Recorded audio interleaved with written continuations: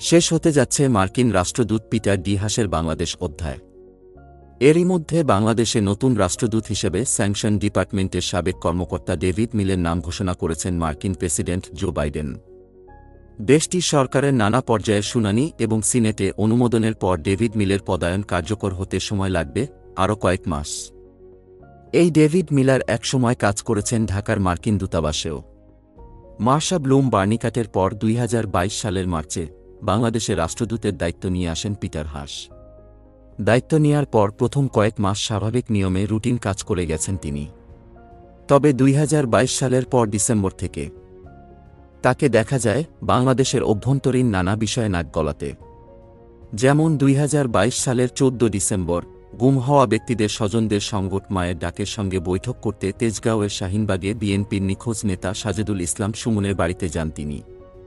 ওই বাড়িতে রাষ্ট্রদূতকে ঘিরে ধরে স্মারকলিপি হাতে তুলে দেওয়ার চেষ্টা করে মায়ের কান্না নামের আরেকটি সংগঠনের কর্মীরা, যাদের স্বজনরা 1977 সালে সামরিক বাহিনীর কথিত বিদ্রোহ দমনের নামে হত্যাকাণ্ডের শিকার হয়েছিলেন।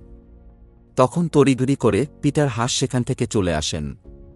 এ ঘটনা নিয়ে বাংলাদেশের রাজনৈতিক অঙ্গন উত্তপ্ত হয়ে ওঠে। এই ঘটনার ফলে পিটার হাস পররাষ্ট্রমন্ত্রীর সঙ্গে জরুরি বৈঠক করে নিরাপত্তা উদ্বেগের কথা জানান। পরবর্তীতে 15 ডিসেম্বর ফরেন সার্ভিস একাডেমিতে পররাষ্ট্র সচিব মাসুদ বিন মোমেন জানান, শাহিনবাগে মার্কিন রাষ্ট্রদূতের সঙ্গে হওয়া অপ্রীতিকর ঘটনাকে নিরাপত্তা হুমকি হিসেবে দেখার সুযোগ নেই।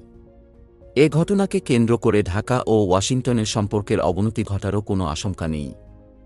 অন্যদিকে 2023 সাল পুরোটাই বাংলাদেশের অভ্যন্তরীণ রাজনীতি নিয়ে নাওয়া খাওয়া ভুলে দৌড়ঝাঁপ করেন পিটার হাস। বেশিরভাগ সময় বাংলাদেশের বিরোধী রাজনৈতিক দলগুলো প্রকাশ্যে, কখনো গোপনে পিটার হাসের সঙ্গে বৈঠক করেন।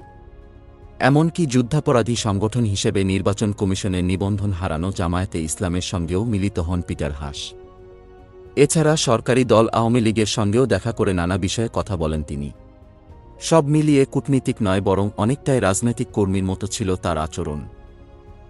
পাশাপাশি গেল বছরের 24 মে মার্কিন যুক্তরাষ্ট্র তাদের পুরানো ভিসানীতি নতুন করে ঘোষণা এ আগুনে আরও ঘি ঢালার মতো কাজ করে। এভাবে সময় গড়াতে গড়াতে আসে বাংলাদেশের সাম্প্রতিক রাজনীতির আলোচিত দিন 28 অক্টোবর। ওই দিন ঢাকায় বিএনপির মহাসমাবেশ শান্তিপূর্ণ সকাল দিয়ে শুরু হলেও বেলা গড়িয়ে শেষ হয় চরম সহিংসতার মধ্য দিয়ে। আইনশৃঙ্খলা বাহিনী ও গণমাধ্যম কর্মীদের ব্যাপক মারধর, এক পুলিশ সদস্য হত্যা, প্রধান বিচারপতির বাসভবনে হামলাসহ নজিরবিহীন তাণ্ডব দেখে ঢাকা। এই ঘটনায় কার্যত নিষ্ক্রিয় হয়ে যান পিটার হাস। এ সময় শ্রীলঙ্কা হয়ে নিজ দেশ সফরের পর আর বাংলাদেশের রাজনীতি নিয়ে প্রকাশ্যে কোনো কথা বলতে দেখা যায়নি তাকে। ফলে ধারণা করা হচ্ছিল নিজেদের পছন্দমতো সুশীলদের দিয়ে একটি সরকার গঠনের পায়তারা করছে যুক্তরাষ্ট্র। অনেক বিশ্লেষকের মতে পিটার হাসও তেমন অ্যাসাইনমেন্ট পেয়েছিলেন তার দেশ থেকে। আর লক্ষ্যে সিজিএস এর মতো মার্কিন সুবিধাভোগী কিছু এনজিও ও সুশীল দিয়ে চেষ্টাও করেছিলেন। কিন্তু বাংলাদেশের রাজনৈতিক দ্বিতায় সফল হয়নি পিটার হাসের সেই মিশন।